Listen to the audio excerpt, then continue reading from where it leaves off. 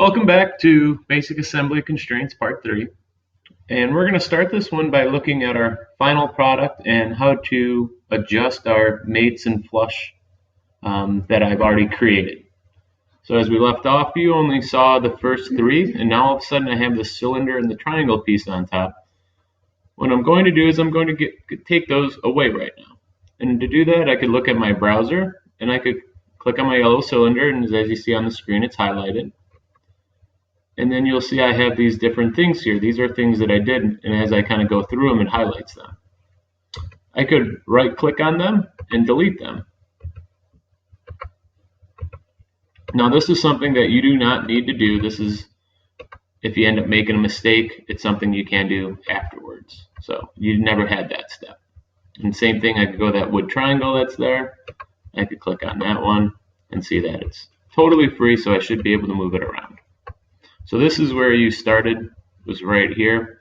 I just showed you how to delete some things. If I wanted to take this apart, I really could.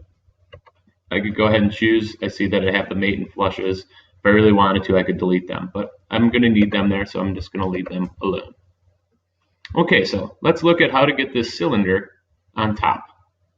Still do a constraint, and I still have it set to a mate. This time I'm going to click the top of the cylinder. And careful when you click, you don't want to hit that center green thing that lines up. You want to get the flat surface of the top. So as I click there, and then the top surface, make sure you hit apply. Now to make sure to get it flush, it's a little different because it's a cylinder, it doesn't have those flat sides. I'm going to change my type to this tangent. And as I click there, I see the solution I want is one like this. That's going to be inside. And now I could choose that main part of the cylinder and flush it, hit apply, and then I'll have to do it one more time from this side to the cylinder, and I hit apply. Now that I did that, my cylinder isn't going anywhere, it's totally connected. Alright, last step is to take my triangle piece and stack it on top.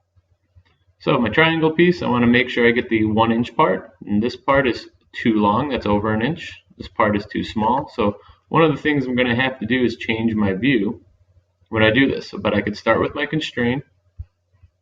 I could start with just set to a mate, top part of that cylinder, selected once. Now I change my view on the view cube. It's that bottom part, and I hit apply.